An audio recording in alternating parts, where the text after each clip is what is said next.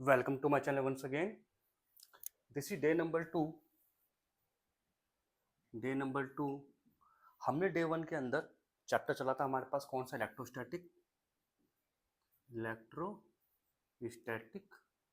Day 1 के अंदर हमने क्वांटाइजेशन चार्ज पढ़ा था जिसके अंदर हमने ये पढ़ा था, रिकॉर्ड करा देता हूँ कि जितना भी चार्ज होता है किसी बॉडी के ऊपर प्लस माइनस एन ही होता है। इंटीजर फॉर्म के अंदर हमारे पास कोई चार्ज होता है, ठीक है। दूसरा हमने पढ़ा था, वो पढ़ा था हमने इंडक्शन, कि इंडक्शन क्या होता है और कंडक्शन क्या होता है। जब कोई दो बॉडी आपस में टच होती हैं तो दोनों के बीच में जो चार्ज ट्रांसफर्ड होता है उसे हम कहते हैं कंडक्शन। और जब बिना टच करे एक ऐसी प्रॉपर्टी जिसके द्वारा किसी पॉजिटिव है दूसरे पर नेगेटिव आ गया उसे कहते हैं इंडक्शन।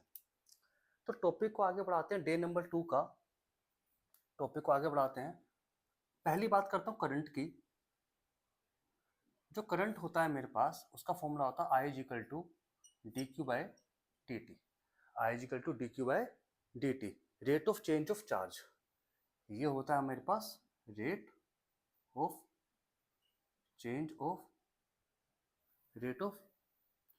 ऑफ चार्ज, चार्ज का चेंज होना, I is equal D Q by D T, ठीक है।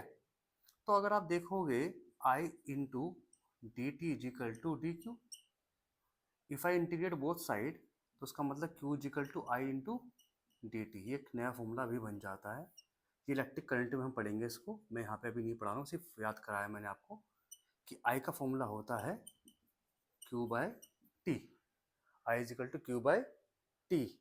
और जो चार्ज हमारे पास होता है वो होता है मेरे पास एन ई बाई टी। तो उसका मतलब है कि अगर मेरे पास 20 इलेक्ट्रॉन चलते हैं इस टाइम के अंदर तो how much current will be produce, ये क्वेश्चन हमारे पास बनता है। तो मैंने इस फॉर्मूले से क्वेश्चन ड्राइव करा, इस वैल्यू को यहाँ पुट करके चार्ज की वैल्यू कितनी होती है N E, I is equal to कितना होता है क्यू बाई टी, तो क्यू की वैल्यू कितनी है एन ई बाई टी, ठीक है। अगर 20 चार्जेस हैं मेरे पास, मान लिया मेरे पास कि 20 इलेक्ट्रॉन है move for 4 second, how much current will produce, how much current will produce. तो इसे क्वेश्चंस करने के लिए हमारे पास कितने चार्ज है मेरे पास क्यू, तो अगर मैं देखूं तो एन की वैल्यू कितनी है 20, ई कितना है इलेक्ट्रॉन है हमारे पास -19 कूलम। करंट निकालना है, टाइम कितना दिया हुआ है 4 सेकेंड, तो I is equal to Q by T, Q is equal to N E by T. तो आई इज इक्वल टू कितना हो गया 20 इंटू 1.6 10 की पावर -90, टाइम है मेरे पास 4, this is ampere, this is first part. तो मैंने क्या करा है, मैंने चार्ज को करंट की फॉर्म में ले लिया है। मैंने चार्ज कौन सी फॉर्म में ले लिया है, करंट की फॉर्म में ले लिया है। यहां तक आप इसको रिवाइज करो, पहले फटाक से लिखो।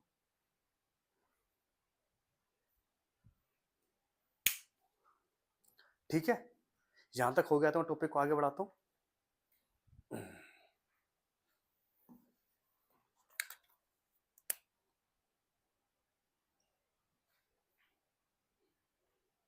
ठीक है जी, चलिए टॉपिक को मैं आगे बढ़ाता हूँ।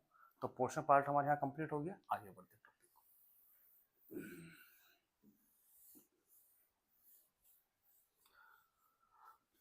टॉपिक नंबर 2 जो इसके अंदर आता है वो हमारे पास आता है, टॉपिक नंबर 2 जो हमारे पास चलेगा, मान लिया हमारे पास पॉइंट नंबर 3 आ गया मेरे पास, सेकंड इंडक्शन हो गया, थर्ड मेरे पास करंट हो गया, मैंने आपको टॉपिक याद कराते जा रहा हूँ, कई न्यूमेरिकल आपको डायरेक्ट मिलेंगे।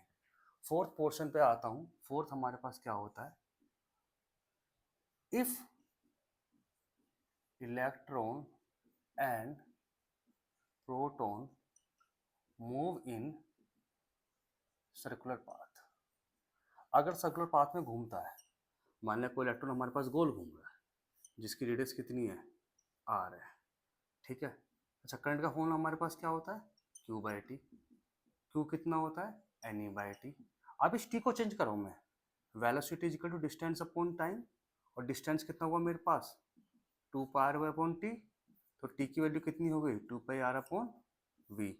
Y I am not putting this value here, तो आई का फॉर्मूला कितना बना मेरे पास, एन ई बाई टी, और टी का फॉर्मूला मेरे पास क्या बना, 2 पाई आर बाय वी, तो N E we upon 2 pi R. तो आई का फॉर्मूला मेरे पास क्या बना, N E V 2 pi R. ये है मेरे पास नया फॉर्मूला बना करंट का। तो करंट का मेरे पास 3 फॉर्मूले बन गए, I is equal to Q by T, Q is equal to N E by T, और N E V by 2 pi R. और अगर मैं ग्राफ देखूं, I और V के बीच में सीधा जा रहा, I डायरेक्टली प्रोपोर्शनल टू मेरा V चल रहा है, और I और R के बीच में मैं ग्राफ देखूं तो मेरा इनवर्सली प्रोपोर्शनल है, I इंटू इनवर्सली प्रोपोर्शनल। ठीक है जी, बताओ याद हो गया। छोटी सी बात नोट करने की बात ये है, मैं यहीं पे नोट करा देता हूं, अगर A B है, डायरेक्टली प्रोपोर्शनल है, तो दोनों के बीच में ग्राफ बनेगा A और B का डायरेक्ट। अगर A इस तरह से है तो इनके बीच में ग्राफ बनता है इस तरह से, इनवर्सली प्रोपोर्शनल कहते हैं हम इसको। तो this is called directly proportional, this is called inversely proportional.